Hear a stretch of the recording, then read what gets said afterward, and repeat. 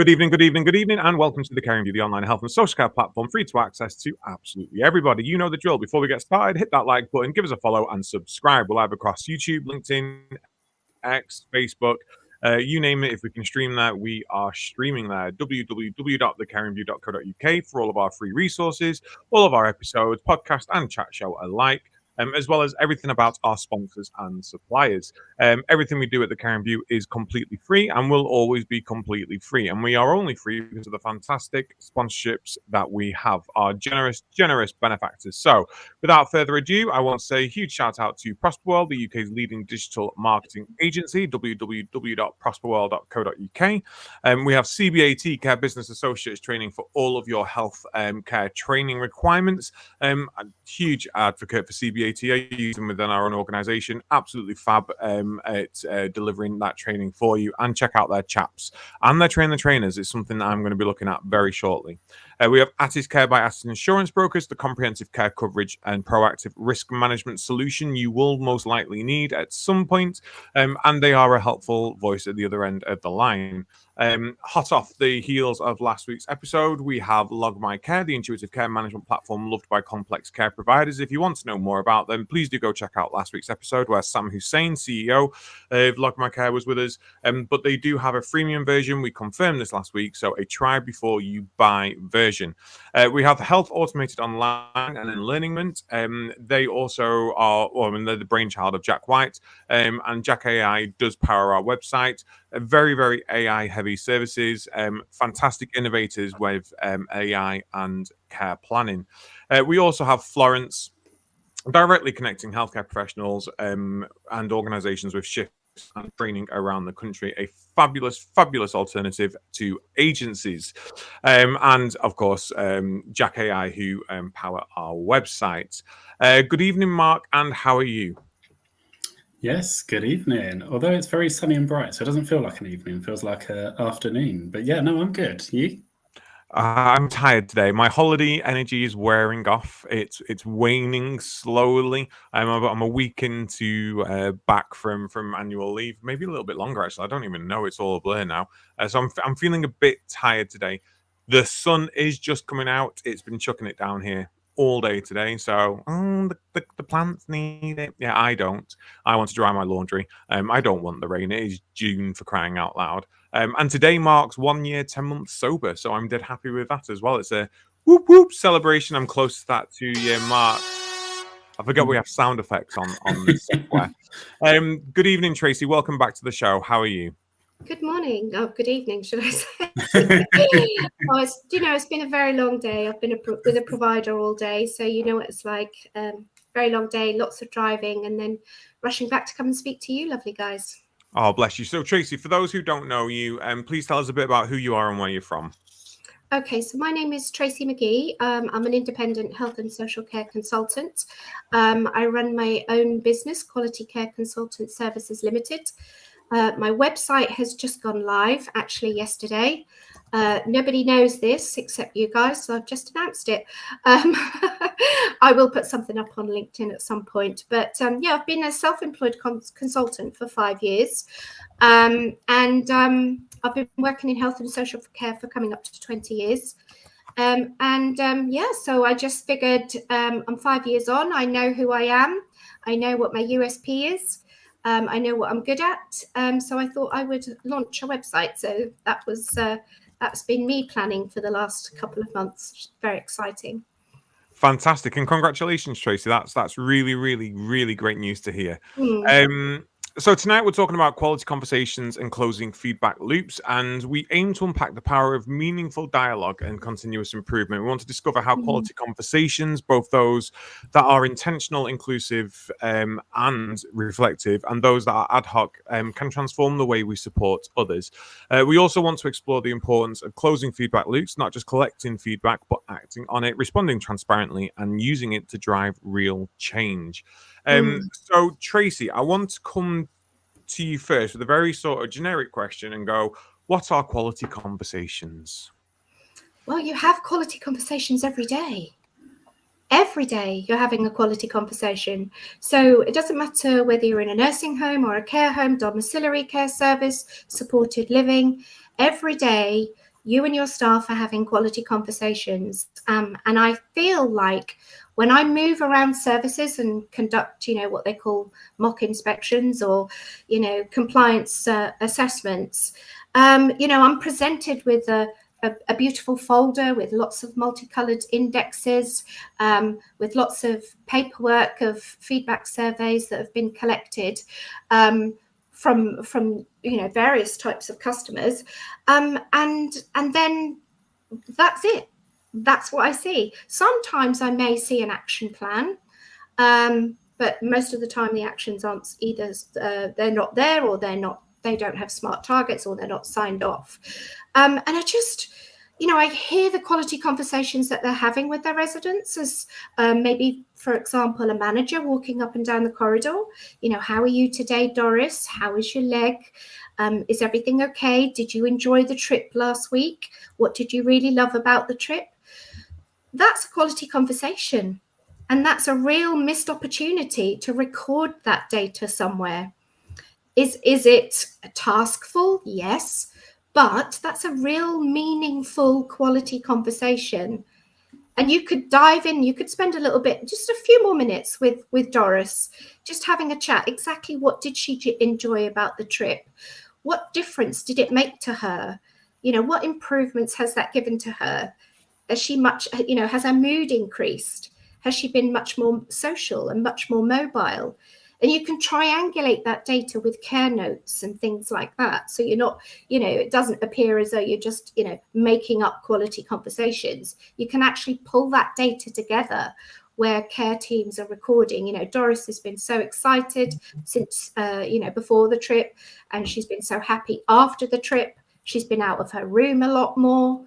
And that's where you can really, really evidence how these quality conversations impact on outcomes and making people that are using your service live a better quality life rather than just a tick box survey. No, absolutely agree. And I want to come back to that data capturing in a minute. I think 100% I agree with you. I think, staff, when they're with the people that we support, 100% are having those quality conversations all the time. Just flipping it into managers, staff with staff, in terms of those quality conversations. And I know we've spoken about it on the Care Review numerous times, in terms of we've almost become a tick box organisations in terms of what we talk about. How do we ensure those quality conversations are there when we need to talk about health and safety, and we need to talk about infection control and all the other things we need to talk about, and our supervisions have become generic and our team meetings have become generic? How do we ensure that those conversations are quality conversations? Well, I think it's really important to kind of ask open-ended questions. How do you feel? What difference has this made? Rather than, when you're having, like you say, your team meetings, a very push approach. When I read a lot of team meeting documents, I see how many complaints they've had in, how many safeguardings they've had, how much sickness they've had, maybe some performance management issues. Don't forget to fill out the feedback survey. But those minutes don't seem to reflect drawing any information from the staff. And it's the same with residents' meetings. They appear to have a very push approach. So ask those open-ended questions. How are we doing? What are we doing well? Tell me what we're doing well, and tell me where we may need to improve. And even when, for example, I was supporting a service once where the service didn't have anywhere for the staff to have a staff room. And one of the questions in the feedback survey was, what can we do to improve workforce wellbeing? And one of the questions was, we'd like a staff room. So, the manager kind of laughed and said, how am I supposed to make room for a staff room? Every room is busy. I've got no corner, no space anywhere for staff to go. How am I supposed to do that? How am I supposed to produce an action plan from that? How am I supposed to demonstrate service improvements based on those answers? And the answer is so simple. Push the question back to the staff. Have you said we did approach? speak to the staff, call a meeting and say, I can see 75% of you said you'd really like a staff room. We would really like to support you with that. So tell me where you feel we could have a staff room and what then that may look like. You tell me how I can help solve this issue. Use the staff to help with your service improvements, and the same with residents. We would like to have a cooked breakfast every day. We would like to have a takeout every day. We would like to have adaptations to the menus. We want to see more of this or more of that. Involve the people that are using your service, both staff, relatives, visitors, residents or customers, in your own service improvement planning, because they're the people that know best what they actually need. So involve them. I can't hear you, Adam. I think you might be on pause. On mute. Yeah. Do you know what? How many years have we been doing this? How many years have we been doing this? I'm the one with the blonde hair, right? Oh, I'm the one with no hair. I'm wearing a wig, love, so I think I trumped you there. I think it's really important what you've just said, because without involving people, it becomes a case of without you, for you, if that makes sense. So we're doing things for you, but not involving you in that process. Yeah, we've asked you what you want, but we're going to decide on how we do this. And yeah, I think so. Our team surveys, we've just done, well, we did them in February. I've done quite in-depth reports on them because it's the first time we've done them across the group. And then now going out to the managers and the teams this week. It's been a huge process for us for the first time doing them. And I've made sure that there's two types of reports. So I've done one for the managers, which is really in-depth, goes through that sort of qualitative data, the narrative information that's in there. And the one we've done for the team sort of bridges it all of going, this is what you've all said. This is where you think we are currently right now. These are some of the recommendations of what we want to do to improve. But when we get to the point of how we're going to improve and implement these, before we even get to that step, it's going to be a case of, do you think these recommendations are right? Do you think these improvements are the right way for us? Or is there something else that you would like to see coming out of this survey? Is there something else that you would like to see us trying to do? And if there is, how should we do it? Because problem solving has to be for everyone. And I'm a huge believer in personal responsibility. And you can't have your cake and eat it. So you can't demand stuff and not want to be in. And I'm going to, Mark hates this story. Everyone hates this story. But I am going to say it again. It's the story of the little red hen who wants a loaf of bread and think it'll be really nice to have a loaf of bread, works on a farm and goes around asking all the different animals to be a part of the bread making process. And they all say no. But they all want a slice of fresh bread, which is great. But you've not had any part of it. You've got to be a part of transforming a service. And I really, if anyone takes anything away from tonight, and I know we've only just started, it is that involve your team, involve the people that matter in that decision-making process. It's not just enough to get their feedback. Absolutely. Yeah, 100%. I was going to ask a question and then I completely forgot. I was just impressed at how young you are to remember the little red hen story. Oh, I honestly, fables like that, they stick with me. One of my other favorites is if you have a live frog for breakfast, then nothing else you face that day will be as bad. It's a Mark Twain thing. So I always say to people now, have your frog for breakfast. And they're like, why would I eat a frog for breakfast? It's like, well, if you had to, you'd eat your frog first, wouldn't you? Because you'd want all the good stuff later on. If you got that frog out of the way, then everything else is going to be fabulous for the rest of your day. So I always say to people, when you're looking at your day and you think, oh, gross, I've got some really nasty stuff today, have your frog for breakfast, get the worst out of the way, and then nothing that the day will throw at you will be as bad as what you've just started off with. And I love the little red hen. Talk to us a little bit more about feedback capturing then. So you've spoken about open-ended questions. Is there an ideal length for surveys? Should we do them every month, every 6 months? Do we need to do different types of surveys? What's the optimum for gathering feedback? Well, I think I'll answer that very shortly. But I wanted to kind of talk a little bit about, you're talking about feedback surveys quite a lot for staff and residents and visitors. And I think we've kind of lost the art of developing focus groups. What is wrong with a good focus group? What is wrong? I went into a service recently where downstairs in the lounge, people that lived at the service would meet on a particular day at a particular time, and they would meet friends and relatives of people that used to live in the service that had passed away. But because they'd developed these really strong friendship groups, the provider enabled them a space to come and sit and have a chat a certain time of the day, a certain day of the week. And I was just absolutely amazed that they weren't using this as an opportunity to gather feedback from the people that are still living at the service, feedback on how wonderful the services and the management team are facilitating these kind of group meetings, these support group meetings. And you think about how many standards and how many quality statements that kind of evidence would tick off in terms of, a safe, well-led, responsive, caring, effective service, So, it just amazes me that people don't think innovatively and they don't think a little bit out of the box. But in terms of feedback surveys, number one tip, don't make it too long. Do not make it too long. Number two tip, design the surveys so that they meet the needs of your service. You don't have to have, do you feel safe? Do you feel the carers are caring? Those yes and no answers. Number one, what are you supposed to do with the answer when it says no?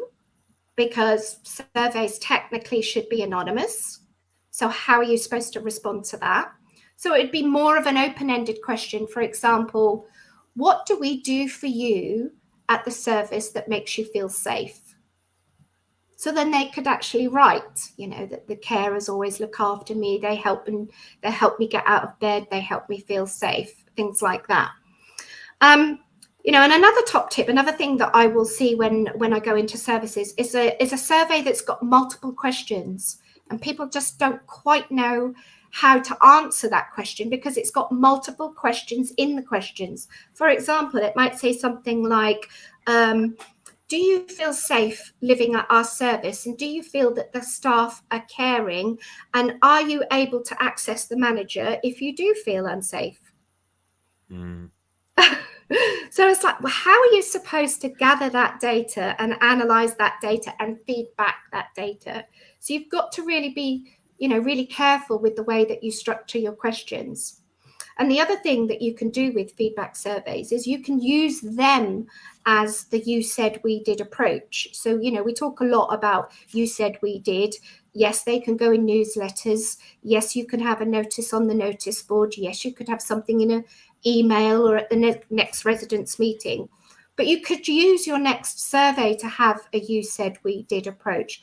For example, it could say, you asked for there to be a takeaway evening 1 day a week. We have now ensured that Wednesdays is takeaway evenings. What difference has that made to your mealtime experience? There you go. Yeah. No, really, really great advice. The reason I asked about the length one is I went to the Sandcastle on Sunday. And for those who don't know the Sandcastle, it's the UK's largest indoor water park. Incredible. It's in Blackpool. If you've never been, do. It's fabulous. Terrifying rides, though. And I've lost so much weight. I can go on them all now without... You got to stand on weighing scales before you get on. It's dead embarrassing. But, managed to go on them all. So as I was leaving, there's like a little tablet that says, how did you find your stay today? And I was like, 10. Perfect. Yeah. How could we be improved? Didn't need to, so not applicable. What was your favorite thing about the stay? And I'm literally stood trying to leave the Sandcastle at this point, going, the slides were good. Okay. How long did you spend here today? Oh my God. And then there was something like, I gave up. I gave up in the end. I didn't finish giving my feedback. And that idea of it becoming a laborious, oh my God, I'm going to have to give this information, people shut off and you end up with surveys that are half completed. Yes. And you could have really important questions at the end that they've not even got to because why would I? Yeah. On that point, so my organisation, we do an annual survey. They've always done an annual survey. I'm not a fan of an annual survey. I mean, just controversial. But just while you were talking about that, I much prefer an open-ended feedback. What are your views on that, Tracy, just out of interest? I mean, even though the company does the annual, I have anonymous surveys links that our staff can fill in at any point, so they can leave their thoughts, their opinion, ideas, what's working well, what's not. If they think that we can implement something, if they've got something they would like to help them do their jobs better, they can let us know. I mean, they can leave their name if they want to chat about it, but they don't have to. If they want a tool to make them do their job better. So, I mean, I'm a reopenment service. So, for example, one of the ideas that came out of the link was we've got trusted assessors. So essentially like senior care workers that are a bit more skilled in terms of prescribing equipment and bits and pieces, but assessing all day out on the road with equipment, laptops, but don't really like the idea of plugging laptops in. So wanted laptop car chargers. Who knew there was such a thing, but there is. And that was one of the recommendations on this anonymous survey. So just went out and bought it for them all. Exactly did what you did, the whole you said we did, feedback loop. What are your thoughts on an annual or a 6-month survey versus an open-ended, if you had a series of questions?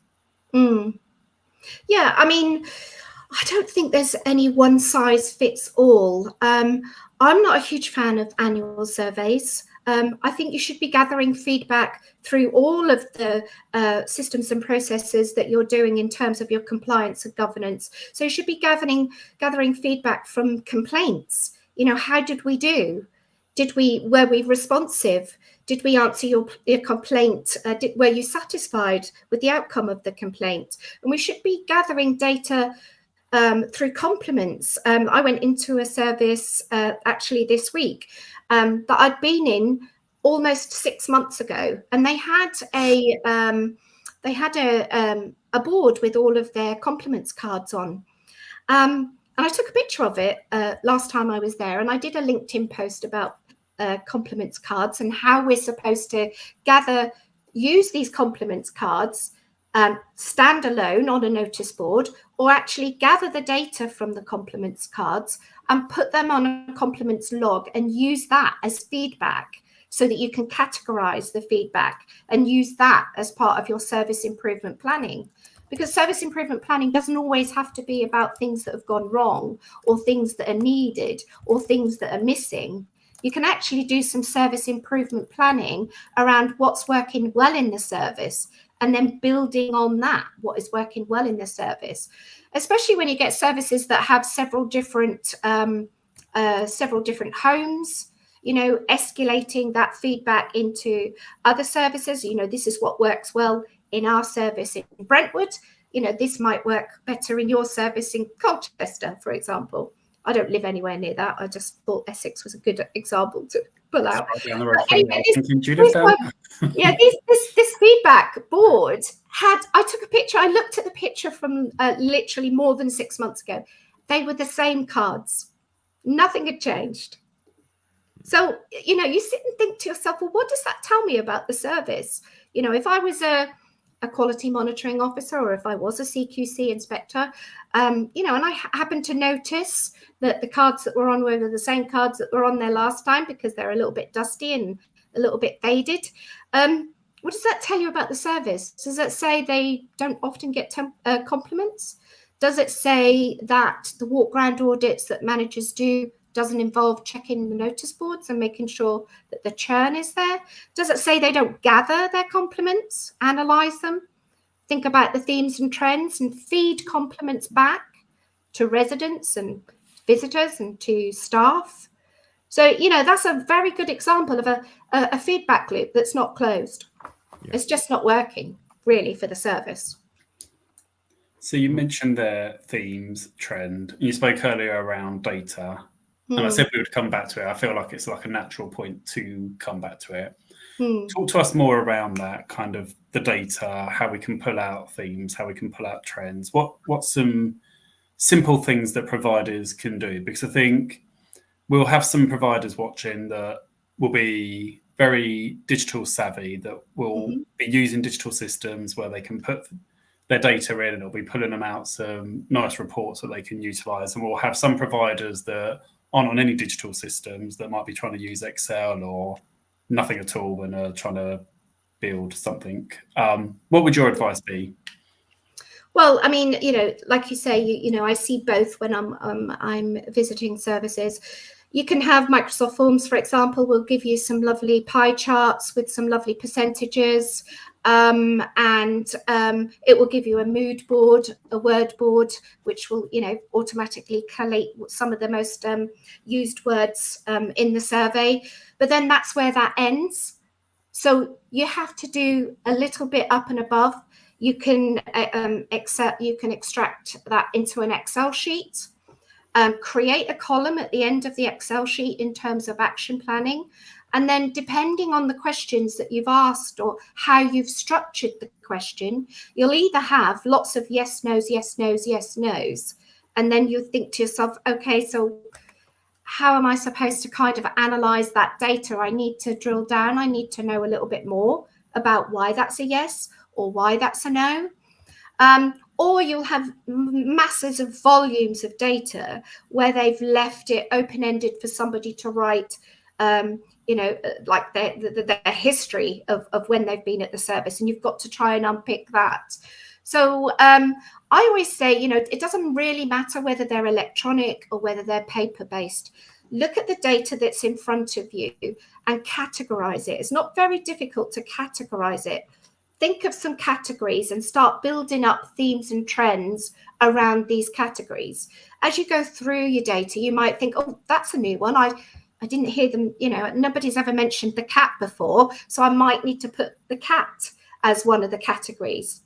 And then once you've got all the data together, it's always good to kind of sit down as a team rather than on your own and look at the data and think about, okay, what can we do with this data? Do we need to make some service improvements? And if we do, are they going to be decisions that we need to make, or are they going to be decisions that we need to push back to the people that have given us this feedback and say, we really appreciate your feedback.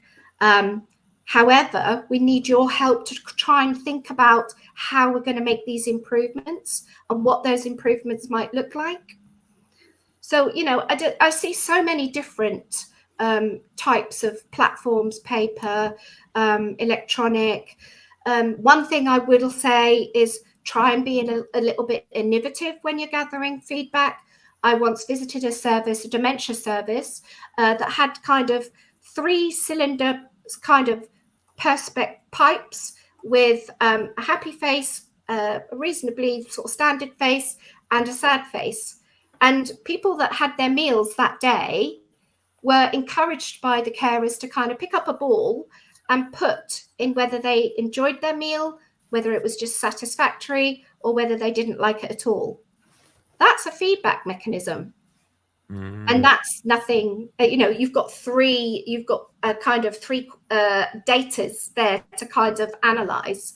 And the other thing that I would really, really ask providers to kind of think about is, and we've talked about this before, making sure that you're meeting the accessible information standard when you're doing your surveys. Do you have people that need the surveys in maybe an easy read version? Do you have people that are blind that might need the surveys read to them? Or do they read Braille maybe?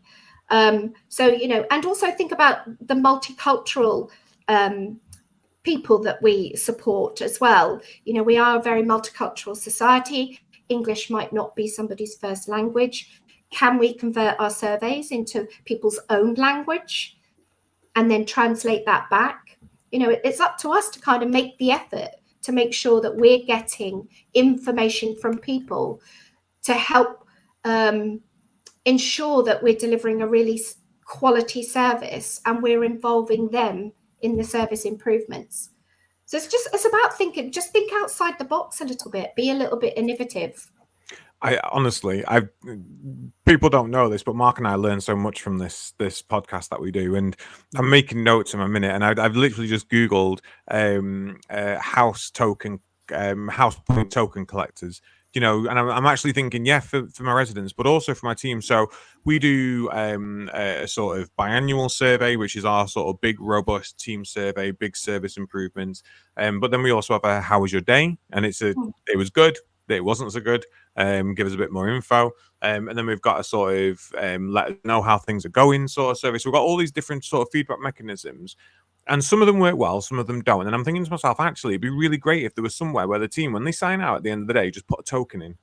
Just put a token in, and over a 24-hour period, we could collect all that information, count them up, and go, right, we had so many tokens in this, so many tokens in that. Red's winning for the week so far, which is great. I just want to come back to the comments quickly. We've had quite a few that come through. I think this is relating back to when I was saying about have your frog for breakfast. I think we can all guess the word James was suggesting there. I'm trying to move it out of the way so it doesn't cover your face, but I don't worry about that. It's probably my better. mouth is terrible. Tina says, agreed, resident-led focus groups, really good idea. But then Tina's also come in and said, what recommendations do you have for non-verbal groups, dementia neurodivergent groups? Because I think this is something we've definitely picked up on our surveys, where we try and write our surveys in a way where it's easy to understand for people with cognitive impairments. It's easy to understand for people whose first language isn't English. There's a lot of things to consider. But actually, yeah, for our non-verbal groups, the token idea, really good idea. But what other ideas do you have or recommendations for us when we're building these feedback collections? Yeah. Good evening, Tina. I know Tina. I hope she's well. Yeah. Well, I mean, I think you can obviously do the easy read versions, sort of happy face, a non-happy face, a smiley face. You know, I've produced feedback surveys like that. I mean, I think if you've got a specialized service, like I said before, you know, be innovative, get some support. Contact your local council. I know Norfolk County Council, where I live, you know, they have a communication section. So if you're a provider in the area and you need some support on how to really adapt your communication to meet the needs of the people that you're supporting, you know, they'll give you support.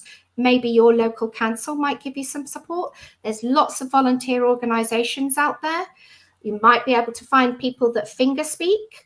You know, I once supported somebody when I was in hospital who was non-verbal. She was blind and deaf and she couldn't speak. And I learned how to say hello, and I learned how to spell my name, so that when, you know, I had to assess her, she felt comfortable and relaxed, and I always got a nice big smile off her. And it didn't take long to learn how to say hello with finger speaking. So I'd be innovative, work with other professionals. That's what I would say. If you're struggling to kind of get feedback from people that you are supporting, put it out there. Brilliant advice.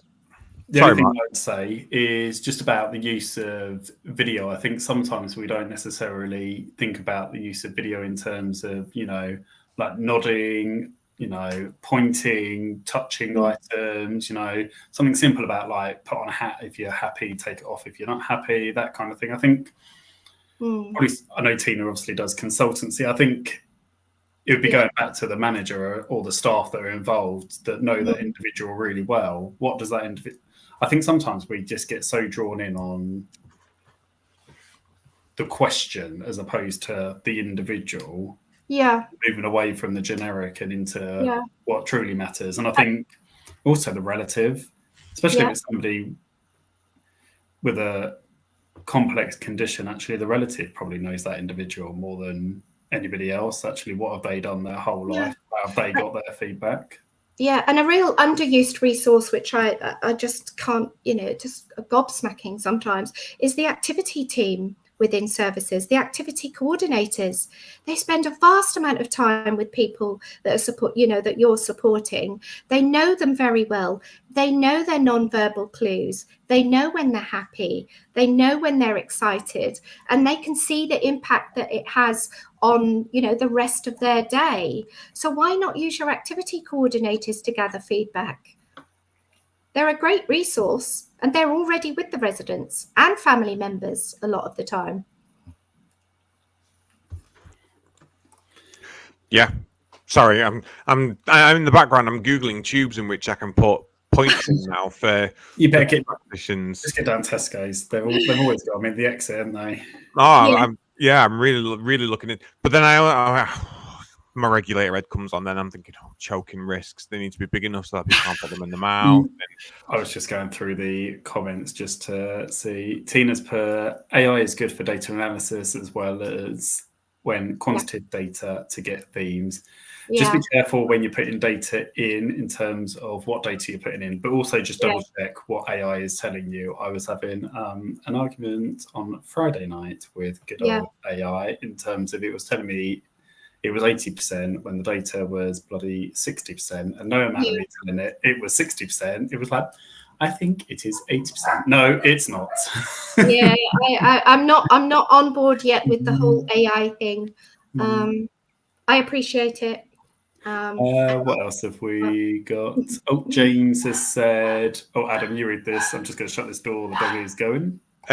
James has said, oh, we do a middle step for the you said we will, which is we heard. This is published before our action plan to allow people to let us know if we're on the right lines. You said we heard, so we will. I really like that idea as well, James. I think that's a sort of a nice sort of way to invite that co-production. And also when you're in the middle, when you're making a service improvement that's going to take some time, you've got the you said, we're doing, we did. So you can still have that middle step there, James, similar sort of process, really. So they know you are doing something about it, but it's just taking a little bit longer following their feedback. Tina has come in and said that Autism UK have services that can help, and that there is National Voices to voices.org.uk. So talk to us more about closing these feedback loops then, because this is the important step that we do miss quite a lot. So what I'm going to play dumb. This is my first time as a manager. It's first time looking into the quality of my home. The majority of homes are single run, so they don't have quality managers. They don't have management officers. They don't have any of that. And I don't know where to start, Tracy. I have literally no idea. I've done a survey and I've got my feedback. I really do need some basic advice now on how to start looking at closing these feedback loops. What do I do? Yeah, so obviously look at the feedback data that you have, spend some time analysing the data, putting them into categories, thinking about action planning. Are there any actions that you can make immediately? Is there any further feedback that you might need from the people that have given you feedback? Asking the questions, tell me what this looks like, help me to make these improvements. And then once you've got your action plan, obviously with any action plans, make sure you've got smart targets in terms of who's responsible for doing it, when is the time that this is going to be completed by, feedback back to the people that have completed the survey, make sure that they understand that you've heard them, that you've listened to them. Any urgent concerns, obviously you need to follow your incident managing pathways if you've got any urgent concerns from feedback. And then, feedback to people with it, like I say, you said we've done approach. Make sure that you give feedback about compliments as well. So all of the compliments that you have, talk to the carers that have been involved in those compliments, in their supervisions. So you're actually closing that feedback loop there, you're passing that on. And then when you're having your residents meetings and your staff meetings, give them the results of the survey. Tell them what the themes and trends were. Tell them what actions you've got planned. Ask them to be involved in the action planning. And then plan what you may do for how you may next gather your next lot of feedback. Try not just to rely on the same feedback mechanism. Think about your verbal feedback. Think about your quality conversations. Think about a tool that you can have where you are receiving these quality conversations. For example, you might have a physiotherapist that's come into the service, and she may say, or in domiciliary care, or in reablement, she may say, Doris has done wonderfully. Your staff have been so patient with her, and she's come on leaps and bounds, so make sure you thank them for me. You need somewhere to capture that data. So it'd be really useful to have some sort of feedback platform. It can be an Excel sheet. feedback from healthcare professionals, where you're recording, that you spoke to the physiotherapist, the date that you spoke to her, the staff that were involved in Doris's care, maybe a link to Doris's care plan, and your plan to feed that back to the staff, not only at the next team meeting that you're getting compliments from health professionals on how patient everybody is, but also in staff supervisions and appraisals. Another place that you can have quality conversations in when you're doing these direct observations of practice and your competencies. When you're with your staff and you're with the clients, or you're observing practices during walk rounds, as I've mentioned before, there's so many quality conversations that are happening there that aren't being recorded, which is a missed opportunity, I feel. Yeah, it's super important that we do get better at record, and even supervisions, because I think a lot of people feel like a supervision needs to be this big sit down event where they have a form before they come, they self-reflect, they fill it in, they sit down, you do supervision, you write it all up, and then it's logged and you put it on a matrix, and whereas actually discussing with anybody anything about their role at any point during the day can be classed as a supervision. So, Absolutely. you did that this morning. Do you think you did it the right way? Yeah, I don't think I could have done it better. Oh, okay, perfect. I think you did a really good job too. Yeah. But write it down, log it. You've spoken to someone, reassure them that that's part of their supervision, so that when CQC come around and go, how often have you had a supervision? Oh, I've never had one. Like, you have. We do supervisions all the time. You do a clinical governance meeting. Supervision. It's a group supervision, because you're getting everyone together and you're discussing how we can do things better. Your team meetings are group supervisions. All of that's really, really important. You've spoken a couple of times about feedback from other professionals. Yeah. What sort of things should we be looking at feedback-wise from stakeholders? Because it's really, really important that we do get that feedback and we improve based on the views of stakeholders who work with us and come into our service. So what tips have you got there for us? Yeah, well, I always recommend my clients produce like a stakeholders list, like an Excel sheet. So people that are visiting their services, professionals that they're with, having their name, maybe if it's not a single point of referral, maybe if they've got email addresses, because then, for example, if you've had a concern raised in your service and you've had a big investigation, you've been working with a social worker, and the investigation has come to a close, there's been some lessons learned following the investigation, and you've had those discussions with the social worker, you've got the social worker's email address, why not just send the social worker? It doesn't have to be a survey. If you attach a survey to an email, she's not going to open it. She hasn't got the time. But if you just send her an email and just say, thank you very much for all of your support during this, difficult time for us all. I'd just like your feedback. How did we do? What did we do well? And is there anything that we could have done differently? That's feedback. Yeah, no, I really, really like that idea. Especially because it seems to be like a rat race, isn't it? To who can put the safeguarding in the fastest. So someone's identified something. Yep, we're safeguarding it. Well, we've already safeguarded it. Oh, okay. But actually getting that feedback from the people who've identified those concerns, saying this is what we've done, we've safeguarded it. These are our learning outcomes. How do you think we've done? Feeding back those learning outcomes to people and getting that feedback back. Mark. Yes. Question. Just in terms of, and I wrote it down a minute ago, but I feel like the conversation's moved on, but I am going to ask it just because it's still in my head. You mentioned earlier around once you've got the results back from your survey and you've done the kind of the feedback and bits and pieces, think about kind of the next lot of questions and what you're going to do. In terms of repeat questions for that data analysis, so for the trend analysis, how important is repeat questions for that, so you can see what's changed in terms of kind of year on year, or if you're going to rerun the survey every quarter or 6 months or however often?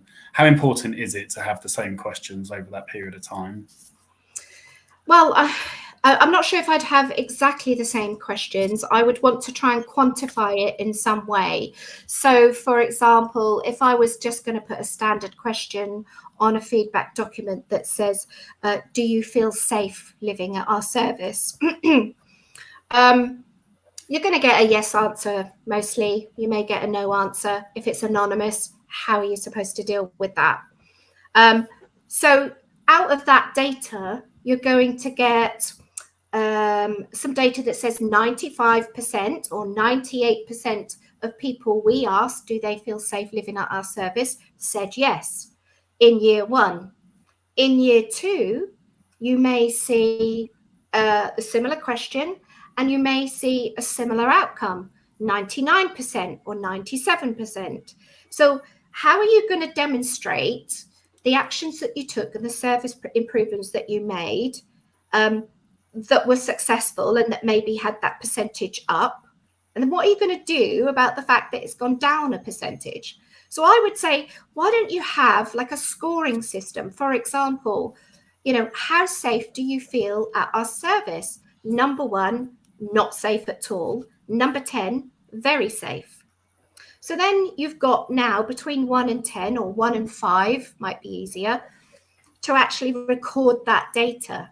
75% said 3, 20% said 4, etc. You ask that same question next year, and then you'll be able to see the differences. So then you can start quantifying that data and demonstrating that back in this year, 75% scored us a 3. We asked the residents, what can we do better to make you feel safe? And this year, less than 75% said 3, but more of them said 4 or 5. So then you can demonstrate how you've used the data, analyzed the data, fed the data back to the people that you're supporting, re-asked the question a year later, and you can actually see the areas of improvement. So I think that's a better way of asking those kind of questions. If Sorry, you're going to ask, just going to say, just on that before you move on, that also brings us back to your original point, though, around saying, what is it that makes you feel safe in this service? And exactly. I suppose one of the wonders about digital surveys, because I do mine digital as well as on paper, in a multitude of ways, all the same questions, though, so we can match the feedback, is if someone says, yes, I feel safe, you can then use your logic in your digital form to go, what makes you feel safe? And if they say, no, I don't feel safe, why don't you feel safe? So actually you can say 90% of people said they felt safe, and most people felt safe because of X, Y, and Z. People who said they didn't feel safe said this is why they didn't feel safe. So actually you're saying some people don't feel safe and this is why, but it also gives you a target, it gives you an actionable, it gives you a measurable to have an outcome to as well, doesn't it? Yeah, absolutely. You can have sorry, Tracy, carry on. I was just going to say, you can have like branch off questions, can't you? Do you feel safe? Yes or no? If you answered no to this, could you tick below, is it because staff always feel rushed? Is it because your moving and handling makes you feel unsafe? Is it because the corridors are dark at night? So something like that, you can start getting them to tick, so you can really drill down kind of, the areas of where they're not feeling safe. I was just going to say, I like what you were saying a minute ago as well, because I think from a marketing perspective, and I think something that we don't necessarily think about from surveys is actually how we can use some of those percentages to market the service, especially if you're thinking from a care home perspective, if you need to fill the beds. Actually, when you're talking in percentages in terms of how safe do people feel, or, and in terms of, if that's gone up, actually X% of people feel more safe, or X% of people feel compared to last year. Yeah. In terms of response rates, just popped into my head, is there a benchmark of what providers should be aiming for? So I know in my own organisation, we have a benchmark. It's quite high. I won't say what it is. It's hard to achieve. I don't know whether it's a national average or whether it's our own. In my head, I always feel like and I've worked for other organisations where it's been a lot lower, and I've worked for some where it's been higher. I feel like all organisations say that it's up to the employer whether they fill it in, but then you have organisations that say, well, this is the target and you need to get there. Kind of should there be a target? Because I feel like then you put pressure on your teams to achieve that target, so that it doesn't really become an optional thing because you're almost putting that pressure on. Yeah, I mean, I think when I'm doing kind of like my compliance inspections, I in my head have a target of more than half. So I would like to see at least more than half of the staff have completed that survey, and 50%. or at least more than half, more than half of, no, just more than 50%. And then I would ask the question to the provider: why do you think that you only had, say, 55% of your staff complete the survey? And then what I would do is triangulate that data when I'm getting feedback from the staff or feedback from the residents. And I say, the provider does feedback surveys. Could you tell me why you think that they only had 50% of people return their surveys? And some of the times it will be things like, well, because they're always asking us to do the damn things and nothing changes. So that's where you've got an organization that doesn't close their feedback loop. Just yes, no, totally, and that's the big question a lot of the times is why aren't we getting that feedback? And I think the service that I've moved into, that's the historic sort of approach, is we don't get much feedback because nothing's being done about it, which is why I'm really passionate about making sure that we do something tangible with this data. Now, Peter XR, love that surname, has come up in the chat and said, in that sense, would it be better to add a 1 to 4 scale just because people are tempted to choose the neutral option 3 in a 1 to 5 scale? Now, I'm going to do what you said don't do, and I'm going to add 2 more questions into this question, Tracy. Okay. So, no. Wow. Is it my first question? Yeah, my first question is, what's your opinion on the Net Promoter Score? And then my second one is, when we're doing our scales of agree, disagree, strongly agree, what have you, how do you... I've always done it where I start with my strongly disagrees first, because I don't want a bias on my responses. And if we do something where it's like strongly agree, maybe, disagree, strongly disagree, I tend to find people go straight for the strongly agree because it's the first option there and it's the first one to click, and they don't have that time to think about the disagrees. So Peter's question, 1 to 4, should we remove the neutral option? What do you think of the Net Promoter Score? And do we start with agree or disagree first? I like Petros, by the way. Petros is a huge supporter of the Caring View. We love you, Petros. Mwah. Lovely to see you this evening. I quite like 1 to 4. It makes it simple, doesn't it? Nice even numbers, easy to add up, etc. I'm not a huge fan of agree, strongly disagree, vaguely disagree a little bit. I'm just not a fan of it. I just think it's really hard that, when I'm doing surveys for people, and I will always fill out a survey if somebody says, would you mind giving feedback on whatever. I don't want to have to think too much about it. I want to go with my gut response. So I want to kind of think yes or no, or I'm going to score you a 9 out of 10 instead of a 10 out of 10. The reason why I've scored 9 out of 10 is because I think this could have been better. I don't really want to have to sit and think, do I strongly agree, or do I agree a little bit, or do I strongly disagree, or do I disagree? It's just, I just think it's a little bit too complicated. And I just think it's really hard to quantify that data. Yeah. It's much harder, isn't it, to do that? So why would you make your life hard for yourself? I much prefer yes, no, but I also like a comments box, so that actually if there is something that I want, because sometimes you don't 100% fully agree, you don't fully disagree, you just want to kind of let them know. I'm one of those annoying people that I'm like, yes, but blah, blah, blah, or no, but blah, blah, blah. But I'd much rather I have staff like that, so I know exactly what they're thinking. That goes along. You can add a sometimes.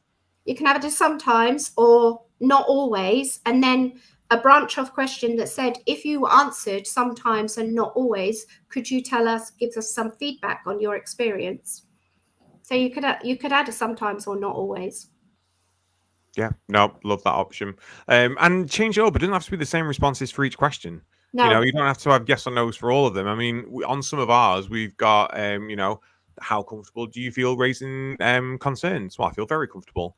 I only feel a little bit comfortable, actually. You know, sometimes I don't feel like I'm getting the support I need, or I don't feel comfortable at all. You know, you can tailor them to those actual questions so that it's not just, do you agree with this statement? It's exactly. And use stars, use thumbs up, happy faces, sad faces. All mine have got emojis on. I love my emojis. I'm emoji mad. So my survey is just, and I've actually figured out how to make Excel accept my emojis as well. So Wow. honestly, I love Excel. I am an Excel girl. I'm like, give me a spreadsheet. It's better than a bottle of wine and dinner. You know, I will jump into bed if you give me an Excel spreadsheet, because I am for it. I am for Excel. Tracy, we're coming towards the end of the show. I cannot believe it's been an hour. I don't know whether anyone else listening to this has taken loads of notes. I've got myself a little diary thing now for tomorrow with a load of stuff in. I'm going to sit there with my headphones in, re-listen to this, rethink my life choices, and also improve our quality approach. But final parting wisdom for people, just some sort of short top tips around getting started on this feedback journey and closing that loop. I did do a little list here on my computer, but am I allowed to kind of read them now? I ran out of time because then I realized I had the wrong link, so I was a little bit late. So yeah, I mean, just some of the top tips I've got here is align your questions to suit your service, structure your questions for scoring, try and avoid yes or no or long answers, try and do the rating system. When you complete more feedback surveys, you can use the "you said we did" approach there. Have there been improvements? And if they have, how would they rate? How would they re-rate following their last rating? Make sure that you can ensure there's confidentiality when you're doing feedback surveys. Involve families, friends, advocates. Have feedback surveys of their own. A lot of providers tend to share the same feedback survey, which isn't, the questions aren't always appropriate. Use your resources to gather information, quality conversations. So again, other healthcare professionals, volunteer services, other services, activity teams, people that visit your service. Ensure action planning is visible with smart targets, actions are signed off and followed up. Show your actions are on your SIP, on your service improvement plan. Have focus groups. Involve customers in their own service improvements. Use communication streams such as newsletters and notice boards, etc., to feedback after your surveys. Remember the accessible information standard when you're producing your surveys. Anybody with a cognitive or a sensory loss will probably need some adaptations. Think about the multicultural society that we live in, and think about language, and be innovative. Think outside the box. I mean, if they're only just catching the show now, I think that's enough to get them going. Those are some incredible tips. Really, really, really, really good stuff. Mark, any final thoughts from yourself? The only thought from myself, I was frantically in my emails, only because I had Louis Worth come and deliver some CQC training to my staff, and I knew he'd emailed me. I think worth reminding people, if you're a care home service under the new CQC framework, 61% of all your evidence is based on people's experience. So feedback from the staff, the people that you support, the partners that you work with. If you're home care, if you're shared lives, if you're a reablement service, 68% of your evidence is from feedback. So 100% that you need to be looking at your feedback, what you're doing with that evidence, you know, how you're utilizing it. We didn't touch on it. We did very, very briefly touch on it around kind of,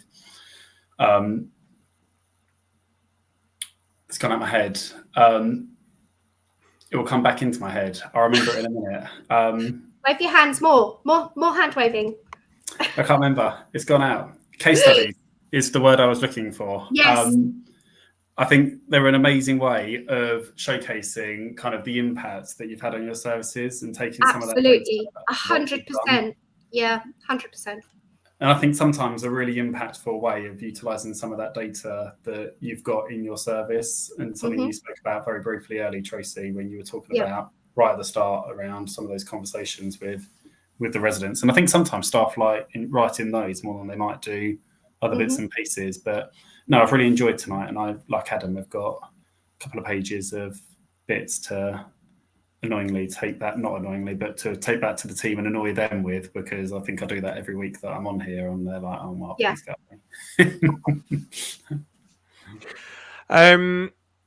My only top tip, because I can't follow on from yourself, Tracy, because you've given us so much wonderful wisdom tonight, is go to www.qualitycareconsultantservice.com and get in touch with Tracy yourself, because Tracy obviously knows her stuff. It's been wonderful having you back on tonight, Tracy. It's been a really sort of contemplative session for me. I've sat and reflected a lot myself, because we are doing a lot of reworking on our surveys. It's very trial and error at the minute to try and figure out what works for us. We've got very disparate services, very different services. So is a one-size model fits all working for them?